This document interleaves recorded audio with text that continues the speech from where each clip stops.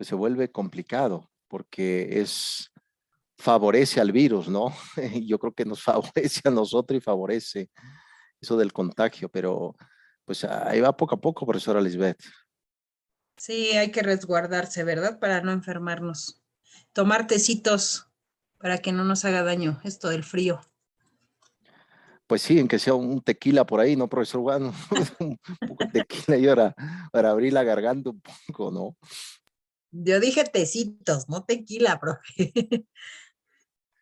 Bien, profesores, ya estamos en nuestra segunda sesión. Vamos ya a entrar con, nada más quisiera darle otros minutos más a habilidades docentes, porque les voy a decir qué van a hacer ya. Y me gustaría retomar las ideas de la profesora Lisbeth, que muy bien lo comentó, desde la idea del profesor Richard Gerber, en el libro Crear Hoy la Escuela del Mañana. El día lunes, sin falta, les envío las lecturas para la semana. No se preocupen, para que vayan trabajando, vayan leyendo, vayan organizándose. Les voy a dejar lecturas muy actuales, pero también lecturas del siglo XX, ¿no? Cuando veamos, por ejemplo, en evaluación curricular, vamos a revisar al profesor Taylor y les voy a dejar por ahí una lectura sobre el currículo, ¿no? Hoy también les voy a hablar sobre un movimiento por ahí muy interesante, 1919, 1924, también marca la pauta para todos los que estudian la evaluación curricular, pero es harina de otro costal y ahorita me quiero enfocar un poco en las habilidades docentes. Muy bien lo comentó la profesora Lisbeth, haciendo precisamente, apelando a la etimología latina. La palabra vocación viene de la voz que significa vocatio, llamado, camino, vereda, ¿no? Entonces, este llamado precisamente es para el trabajo docente. Un docente, sabemos, viendo el punto materialista, no nos vamos a volver ricos ni seremos millonarios, ¿no, profesora Patricia? Pero dejaremos una riqueza en el corazón de cada uno de los estudiantes. Ahora bien, habló la profesora Lisbeth que me hizo acordarme mucho de la palabra profano. La palabra profano tiene en efecto voz etimológica griega que significa precisamente herejías, que significa manchar una tradición. Eso es lo que significa profano. Entonces, cuando uno dice un docente no trabaja, los docentes en México no hacen un buen trabajo, son revoltosos, son políticos, etcétera, eso es profanar el nombre de un verdadero docente, sea del ambiente público o privado. Ese ejemplo que puso la profesora Lisbeth, que ahí viene en el libro, de cuando el profesor entra, un profesor ya de la tercera edad, entra al salón de clase con estos jóvenes de la cultura china que es socialista, pero a la vez capitalista. Y los propios alumnos se levantan y hacen una reverencia, ¿no? De respeto. A eso le llamamos lo sacro. Sacro tiene que ver en el lenguaje griego con lo sagrado. La docencia es un aspecto sagrado. Tiene que ver precisamente con el auge de la vocación y con el auge del trabajo. Por lo tanto, esa lucha que comenta Gerber, la lucha constante entre un docente en sus habilidades, que recuerden, surge a través de la lectura, surge a través de ver cómo deben de ir generando la tertulia y el trabajo, ¿no? Entonces, vean, ¿dónde están metidos ustedes? ¿Entre lo profano o lo sacro? ¿No? Pueden ver esa maravillosa historia, lo pueden leer. También hay una película de la historia de esta estudiante que era sorda, muda. De hecho, lo hemos comentado, la propia Helen Keller, donde esta profesora Hans Sullivan le enseña precisamente a leer. Y ustedes si pueden ver la historia de la profesora Sullivan, pues no perdió la fe en la otra estudiante que era una caprichosa, ¿no? Entonces, estamos metidos precisamente en estas ideas, ¿no? Ilustres profesores. Recuerden, profano y sacro, ¿no? Muy bien. Le digo que ya me estoy trabando, pero yo creo que necesito para ahí un torre de 10, ¿cómo se le llama? ¿No? Para abrir un poco la garganta, profesores. Muy bien. Profesora Patricia, ¿quieres comentar algo? Profesor Juan. Sí, con respecto a lo que se manejaba de lo que es el fracaso, Sí. también dentro de lo bueno, lo malo, que se puede referenciar también eso, a equivocarse, los errores. Me recuerda mucho que también se empezó a quitar lo que es esos errores que tenía el alumno, no colocarlos tanto con color rojo, nada más decirle que tuvo el error, darse subrayado igual de forma normal con otro tipo de tinta y no colocarlo tanto con tinta roja que antes se le colocaba mucho y se veía mucho también como que el alumno tenía esos errores y fracasaba mucho, ¿no? Entonces, estos aspectos que se maneja, de que estamos obsesionados mucho, que maneja mucho el libro, estamos obsesionados mucho por ganar y que a los alumnos se le debe de dar esa importancia a la resiliencia. El alumno siempre, aunque haya reprobado, trate de alcanzar otra vez esos aprendizajes o esos aspectos a otra vez a más o menos por ahí. ¿Me escuchan? Sí, creo que Torres. Sí.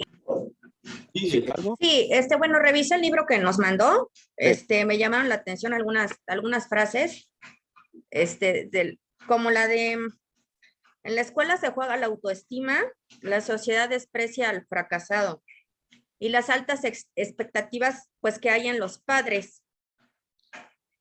Bueno, al final, bueno, ahorita, pensé que ya se había ido, pero doctor, Aquí está, aquí está. yo continúo hablando, dije, ahorita el doctor se conecta. Sí. Pero, bueno, eso me hizo recordar a dos autores, uno que es actor y escritor, que se llama Odile Dupeyron. Él tiene un libro que se llama Colorín y Colorado, este cuento se ha acabado. Es un rebelde hacia el sistema, Odile Dupeyron, me gusta mucho. Pero bueno, también tiene un video donde habla, si me permiten, a ver si se los comparto en el grupo al rato, él habla precisamente de esto, de lo que son las calificaciones. Las calificaciones estamos hablando de que, bueno, un número no me define como ser humano, ¿sí? Dado que el ser humano es falible. Y a final de cuentas, bueno, hay otro autor que se llama Benjamin Sander, que es el director de la Filarmónica de Boston, que tiene un libro que se llama El arte de lo posible. Director de orquesta, él hablaba que él lo primero que hacía cuando daba clases era decirles a todos, tienen una A, ¿sí? O sea, yo se las regalo, ¿no? Ustedes aquí la tienen, ya asegurada, ¿no? Ustedes ni se preocupen, yo ni hago examen, ¿no? Entonces, él empezó a darse cuenta que eso relajaba a sus alumnos a tal grado que a la vez generaba un compromiso, ¿no? O sea, muchas veces, doctor, yo he escuchado a personas que para ellos la calificación lo es todo, ¿no? Y la realidad es que la calificación no lo es todo. Lo único que hay detrás de esa calificación es una gente triunfadora compulsiva, es una gente sedienta de reconocimiento, que si a lo mejor no se lo den en casa, bueno, lo anda buscando en otra parte, pero el punto es que se olvidan de otros factores más importantes, como es un aprendizaje significativo, por andar corriendo tras ese 10 con locura y desesperación, cuando en realidad, bueno, al menos yo que doy terapia, jamás nadie me ha preguntado cuánto salí con promedio de la universidad, ¿no? Y así se dan 80,000 profesiones, ¿no? O sea, puedo hablar de los ingenieros, de los contadores, o sea, yo creo que de hecho nosotros vamos, solicitamos un servicio y no le preguntamos al doctor, oiga, ¿usted con cuánto salió de promedio en la universidad? O sea, realmente nos importa un pepino, lo que queremos es que nos cure, lo que queremos es que nos haga la declaración anual, lo que queremos es una terapia, lo que queremos es etc., ¿no? A final de cuentas, creo que como docentes, sí podemos hundir al alumno al ponerle a lo mejor un 5, un 4, bueno, ya eso ya ni se puede, ya está por ley, pero creo yo que finalmente sí tenemos como que incentivar la parte de, pues qué bueno que sacas 10, pero pues igual y porque hay personas que son súper inteligentes, pero como seres humanos, válgame Dios. No quiero uno estar cerca de ellos ni 5 minutos, la verdad. Entonces yo creo que realmente como docente, creo que sí, se pueden incentivar otras cosas. O sea, yo sí he tenido alumnas que de repente lloran porque en el examen sacaron 9, ¿no? Y entonces yo les digo, pero ¿por qué te importa como que tanto el 10, ¿no? Si un 9 es excelente, ¿no? O sea, se vio tu esfuerzo, ¿no? ¿Por qué ese afán de tener un 10? Porque detrás de ese 10 está la creencia marcada, espantosa de la perfección que ahoga, ¿no? Entonces creo yo definitivamente que no es que una persona que saque 7 no sepa nada, ya lo hemos hablado aquí con las teorías de Gardner, ¿no? O sea, hay muchísimo, a lo mejor esa persona es buena en matemáticas, pero es buenísima en inglés, yo qué sé, ¿no? Entonces creo que finalmente como docente sí se tiene como que, lo que decía en este libro, una frase que me gustó mucho, que dice, construir el poder de aprender. ¿Sí? O sea, construir un aprendizaje significativo, más que estarle dando como tanta importancia a, ay, es que del 10, ¿no? O sea, yo creo que realmente, bueno, al menos yo así me he manejado, curiosamente, siempre me han salido buenas calificaciones, pero nunca he corrido tras ellas, sino y no sigue el lado, ¿no? Hablaba también el libro de hacer equipo con los padres, que los padres compartan. Yo noto que, bueno, yo lo he visto en películas de Estados Unidos, pero bueno, yo jamás lo he visto en ninguna escuela de aquí. Los papás se presentan y van y comparten, pues yo soy ingeniero, yo me dedico a construir y hago esto y hago aquello. Y entonces los alumnos pues tienen otra visión de lo que es la vida allá afuera, ¿no? Porque a veces la visión de los alumnos está como muy enfrascada en ese mundito del aula que pues quién sabe qué pase allá afuera, ¿no? Entonces yo creo que sí serían como aspectos bien importantes como de motivar a que los padres lleguen a las aulas y no, pues yo vendo postres, ay, pues cómo los haces y a dónde compras y cómo los empacas y todo eso, sea súper interesante. Entonces, sí realmente pienso yo que, bueno, en ese tema de las calificaciones, bueno, yo la verdad luego hasta me río porque, híjole, veo a la gente que cómo se esmera por ese terrible 10, que pues es como dice Odín Dupeirón, si al rato me permiten compartirles ese video, ¿no? Medio matándote ahí por tu 10, ¿no? Porque pues a lo mejor yo soy de 8 y me gusta, ¿no? Y eso no me hace mediocre ni me hace, porque es como la justificación del perfeccionista, ¿no? Es que él es mediocre, ahí viene la etiqueta, ¿no? Pero con el de 10, pues es todo o nada, que es una distorsión cognitiva muy marcada, al igual que las etiquetas, ¿no? Entonces, si no les enseñamos desde ahorita a nuestros hijos, yo lo hago con los míos, ¿eh? Aquí todos fallamos y aquí todos nos equivocamos. Sí serás un perdedor. Si no te equivocas y no fallas. Asústate de la vida el día que no te falles, el día que no falles, el día que no te equivoques. Porque ese día, mi hijo, pues no serás nadie en la vida, ¿no? Serás más que un soberbio egocéntrico que nadie querrá estar cerca de ti, ¿no? Entonces, creo yo que sí, hay que fomentar mucho eso, el qué bueno que te equivocas, porque mira, pues aquí vamos a ver los errores, ¿no? Usted hablaba ahorita de las características del profesor. Bueno, yo creo que a todos hemos cometido errores, ¿no? Y bueno, qué padre, porque pues solamente así se aprende y se aprende hasta mejor. Pero definitivamente creo que muchas veces estaba leyendo también en el libro que hay unos suicidios por hacer mal los exámenes en el Reino Unido, de 600 a 800 jóvenes entre 15 a 24 años. ¿Y eso es qué? Porque entra o sea, yo porque pues, no. Creo que sí, eso, más que en la escuela como docente, me parece que eso se debería de enseñar en las casas como padres, ¿no? Están los padres que no pudieron terminar una carrera y a casa del cuerdo de sus casas, pero entonces creo firmemente que también les recomiendo el libro La bailarina de Auschwitz de Eddie Deger, donde ella habla de esto, de este perfeccionismo tan es demostrarle al mundo que ella era alguien. Entonces yo creo que el ser humano, yo creo que realmente habría que leer la Declaración Universal de los Derechos Humanos, que creo que nadie la lee ni la ha leído y no sé, donde comienza diciendo que el ser humano vale solamente por el hecho de ser humano, ¿no? Entonces, creo yo firmemente que sí, como docentes, sí tenemos que marcar una diferencia, pero yo creo que desde aquí, desde nosotros mismos.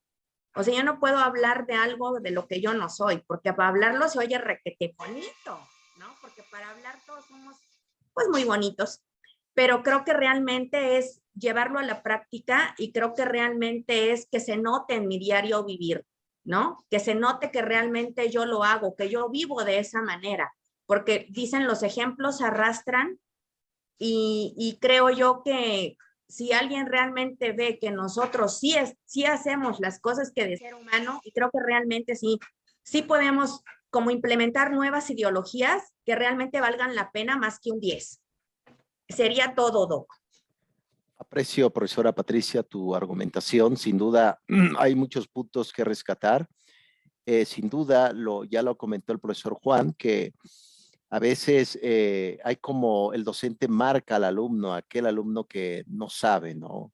Ciertas marcas, y me recuerda, profesor Juan, por ejemplo, en el siglo XVI, en España, ya ves que exilian a los judíos de ahí, le ponían marcas, ¿no? Igual esa marca lo vamos a ver con la marca de la Estrella de David en el siglo XX del Holocausto, de la Segunda Guerra Mundial, ¿no? Entonces, la marca se utilizaba, inclusive existió la escuela clásica, todavía se implementa, pero casi no, sobre ponerle la oreja de burro, ¿no? Al alumno, vete para allá, vete a la esquina, ¿no? Esa es una marca, curiosamente, del que no sabe, del que no está capacitado, ¿no? Yo creo que eso es interesante, sin duda, esa perfección precisamente, pues, siempre es una búsqueda constante, ¿no? Y yo creo que esa búsqueda constante nos hace ser mejores docentes cada día. Quédense con estos profesores ilustres. El profesor Richard Gerber nos da a entender algunas pautas. Yo creo que uno de los conceptos interesantes es la marca personal. Esa marca personal que no es que precisamente tú vayas a buscar el trabajo, sino que el trabajo te busque a ti. Ah, yo voy precisamente con la profesora Lisbeth, la profesora Edith, porque es excelente profesora. La marca personal precisamente eso es. Hay otra palabra y que se le llama reminiscencia. La palabra reminiscencia lo comenta el profesor Richard Gerber de manera esporádica, que se llama volver a recordar. Yo creo que la reminiscencia debe estar muy presente en la vida docente, precisamente para recordar qué hemos hecho y también recordar también a los estudiantes. Fíjense, les voy a contar algo. A mí me pasó una reminiscencia hace poco. Hubo un alumno que me escribió amenazándome, diciendo que por qué no lo pasé con 10 y resulta que me tocó otra vez en esta materia de religión que estoy impartiendo. Y yo le dije, claro, muy inocente, oye, yo creo que yo te recuerdo, ¿no, profesor? No me recuerdo, ¿no? Sí, sí te recuerdo, ¿no? Hace poco me enviaste un correo. Eso es la reminiscencia. Por tal motivo, profesores, es importante, yo creo que el primer texto que nos dejó aquí es precisamente que el docente debe siempre ir caminando, debe ir siempre interactuando y sobre todo no olviden, hay que leer siempre. Siempre la lectura nos va a ayudar para mejorar el léxico y sobre todo la semántica de un docente de cómo puede ir compartiendo el conocimiento. Bien, les pido que vayan organizando ya su diario. Les pido que compren por ahí un cuadernito, un cuaderno, por favor. No sé si les guste un cuaderno de cuadros muy pitagóricos o un cuaderno lineal con líneas, no sé cómo. A mí me gustan mucho los cuadernos de líneas, ¿no? Ahí, no la tienda de líneas, no, líneas, ¿no? Ahí para ir escribiendo y demás. Para que ahí está, mira, muy bien, Patis, yo creo que te voy a dar por ahí una estrellita, voy a empezar a compartir. Ya me compré un diario. Es que fíjese que hace 8 días que dio usted la clase, mi hija estaba aquí sentada enfrente conmigo ahí en el consultorio y luego salimos el domingo y me dijo, mami, cómprate esta libreta para el proyecto de tu maestro. Ya me acordaba. Y dije, bueno, me lo llevo. Excelente, profesora Patricia. Muy bien, excelente. Entonces les pido, por favor, ya la profesora Patricia tiene, pero les pido que compren por ahí, espero que no sea tan caro, ahí barato, un cuaderno, un diario con el caso de la profesora Patricia. Y quiero que vayan escribiendo, por favor. Ya la siguiente lo vamos a comentar de manera generalizada porque esto es muy privado. Pongan la fecha en ese diario y quiero que hagan un poco de reminiscencia, lo escriban en más de 2 cuartillas si es posible, a lo mejor una, pero estoy seguro que van a salir más de una página, donde recuerden su primer día como docentes, su primer día, cómo les fue. Estaban nerviosos, sin duda, tenían miedo, sin duda. Yo recuerdo que el primer día de clases para un servidor fui al pizarrón y anoté todo lo que iba a hacer, y resulta que entró la profesora y me dijo, profesor, su salón es el otro que está allá. Perdí un buen de tiempo, anoté un buen de cosas en el pizarrón y ya lo terminé. Nada, no, eso fue para mí mi primera de clase, un poco chusco, sufrimiento también. Entonces quiero que anoten su nombre, la fecha y su primer día de clases, cómo le fue, qué recuerdan de eso, cuál fue los aspectos negativos, positivos de esa sesión, y la siguiente lo vamos a compartir, poco a poco vamos a ir escribiendo. La ventaja del diario es que no sigue una cronología tal cual, podemos saltar el tiempo para ir viendo algunos aspectos de qué nos ha definido ahora, ¿no? Sin duda hemos cambiado, claro que sí. Ha habido muchos cambios hasta ahora, sin duda alguna, ¿no? Les pido por favor que lo vayan trabajando y yo iré prácticamente diciéndole cómo lo van a ir en la plataforma. Voy a poner ya la descripción, pero de mientras por este medio se los pongo. Describan su primer día de clases, cómo les fue, qué hicieron, llevaron un lunch, compartieron los sándwiches. Es un misterio, es un verdadero misterio, profesores. Muy bien, terminamos ya con nuestra materia habilidades docente. El lunes les comparto la próxima lectura. Adelante, profesora Patti. Doctor, perdón que lo interrumpa. ¿Las evidencias se las vamos a mandar escaneadas a su correo o en foto o cómo? Voy a ir organizando esa entrega, profesora Patti, a lo mejor así sea lo más conveniente, pero necesito ir pensando la entrega. La cosa es que sea, que tenga significado para ustedes, pero es bueno también leer a otros colegas. Les digo que hace falta un libro donde se describa testimonios docentes. Fuera un exitazo, porque ahí curiosamente vamos a descubrir que muchas veces no se utiliza la dialéctica negativa. El profesor dice que no debo de hacer esto. Tiene razón, tiene mucha la razón, ¿no? Como en mi caso, no escribir en un pizarrón todo y no averiguar si ese salón me toca, ¿no? Imagínense, ¿no? Bien, profesores, terminamos ya, excelente. Vayan trabajando su diario. Vamos a entrar ya con evaluación curricular. Muy bien, entramos ya. Voy a tratar de compartir la presentación. Se me está trabando la máquina, fíjense, el internet. Entonces, si ven que me voy, no se preocupen, voy a tratar de abrir la presentación aquí. A ver, vamos a ver aquí. Ok, aquí ya lo estoy abriendo. De la profesora Marta Casarín Rato es el texto de Diseño y Evaluación Curricular, el libro. Ese es el libro de cabecera que estamos revisando, pero no será el único texto que vamos a revisar. El lunes les voy a compartir por ahí un libro donde vamos a revisar ya los autores, a David Stofformy, al propio, el concepto del profesor, el doctor Scriven, el filósofo de Estados Unidos, donde no debemos evaluar los objetivos, etc. Entonces vamos a ir viendo ahorita las pautas precisamente. Qué curioso, la lectura que les dejé marca algunas propuestas, ¿no? Como la evaluación sumativa nada más, es decir, quedarse con una sola evaluación sin la formativa se cae precisamente riesgos. O la propia, la evaluación diagnóstica, que es prácticamente el pan para un docente en el aspecto de la propia evaluación curricular. Ya vimos en la primera sesión que evaluación curricular precisamente va de la mano con los objetivos. Esa es la propuesta que hizo el profesor Ralph Taylor a partir de 1930. Vamos a ver ahorita qué pasó en 1924. Se publica un libro que marca la pauta para todos los educadores en el ámbito del currículo escolar. El libro, curiosamente, está en inglés, se llama El currículo, del profesor Frankie Pubitt. Recuerden, ¿qué pasaba en 1924 cuando se publica ese libro? Curiosamente, estaba pasando un fenómeno muy interesante que marcó la pauta para el futuro. Era el movimiento de las mujeres por el voto. ¿Por qué razón les comento eso? Porque eso va a marcar la pauta. Cuando hablamos de evaluación curricular, hablamos de evaluar a todos, docentes, mujeres, hombres, ¿no?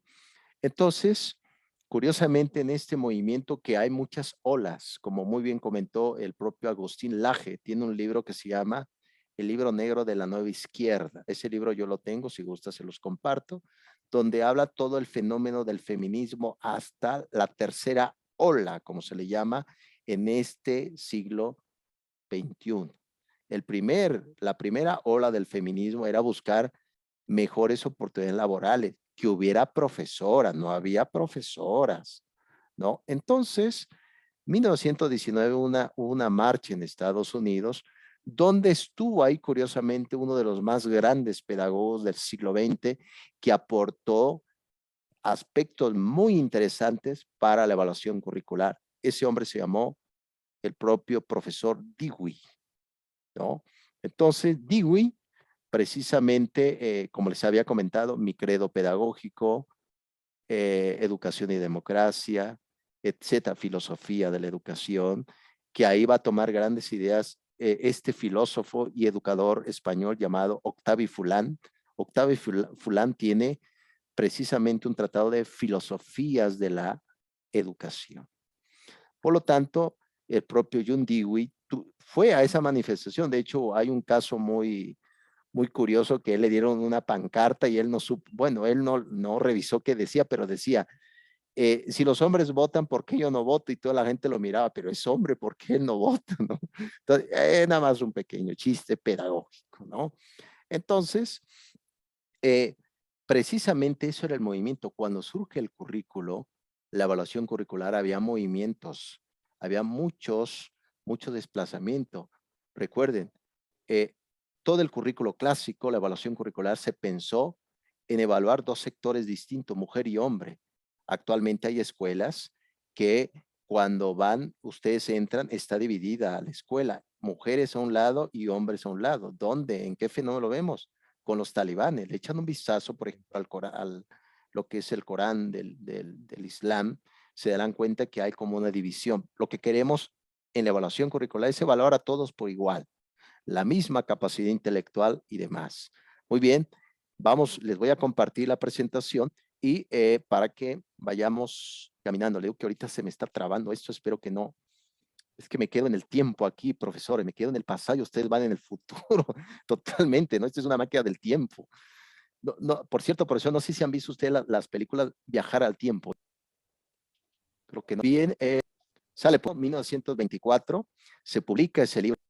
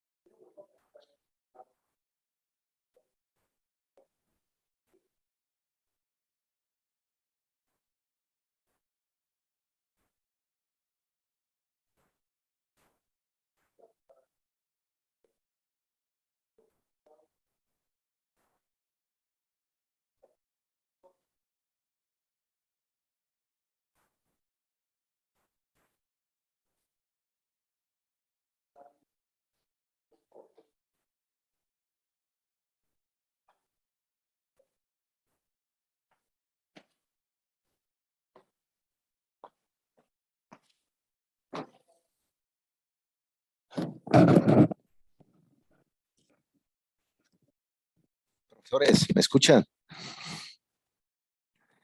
Una disculpa, se me cortó y no sé qué pasó con esto, pero como que iniciamos otra vez, no sé qué estará pasando.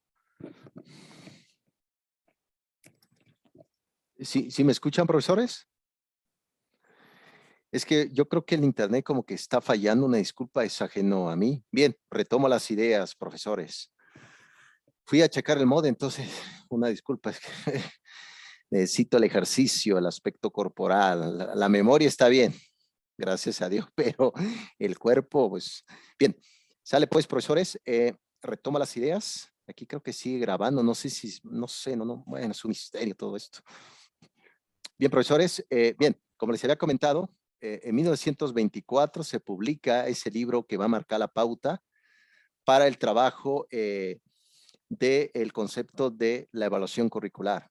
Como les había comentado, y se los voy a preguntar de forma general en la evaluación, de que anteriormente se llamaba disciplina, se llamaba el currículo, se llamaba, por ejemplo, formación continua, y ahorita sabemos precisamente que se llama lo que es el currículo. ¿Y qué es el currículo? Ya lo habíamos definido. Curro viene del latín, que significa camino, carrera, ¿no? De ahí viene precisamente el currículo vitae, ese camino, ¿no?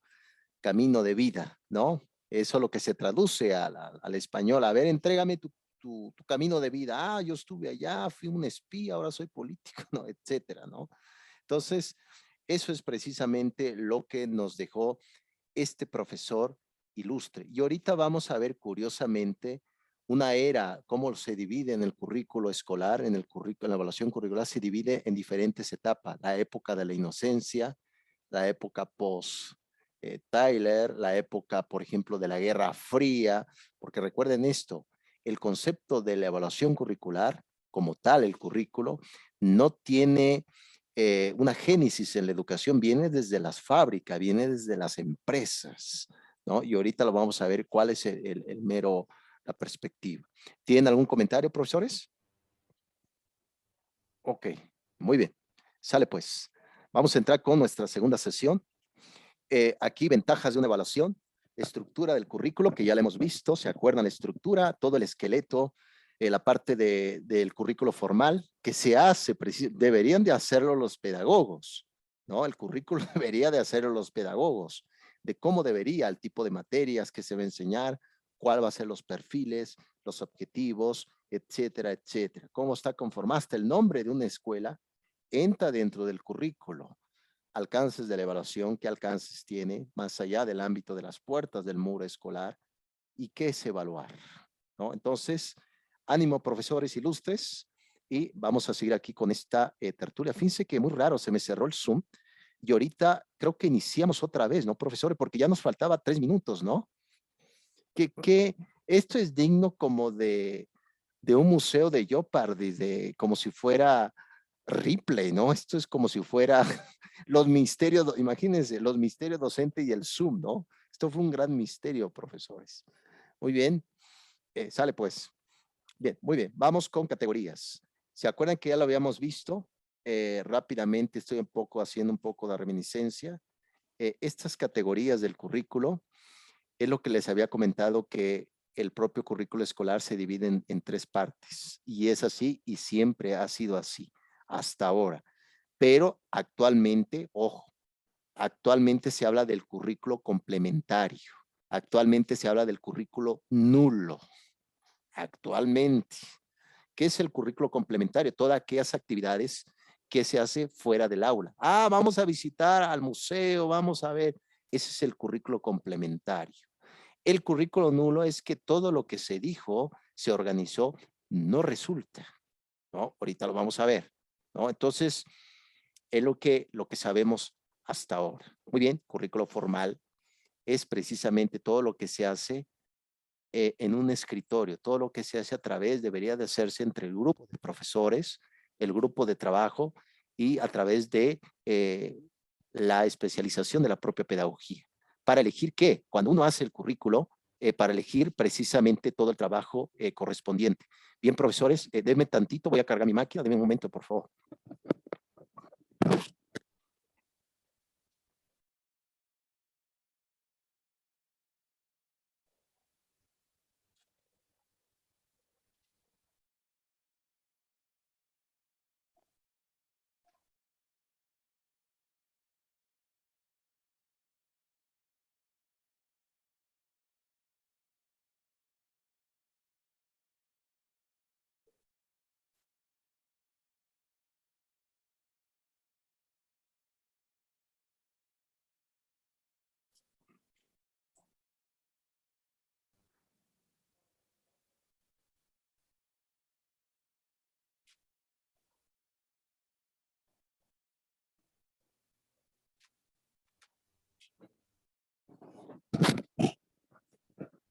Bien, profesores, muchos imprevistos, discúlpeme por ahí, por favor, si se enojan, pues Una disculpa.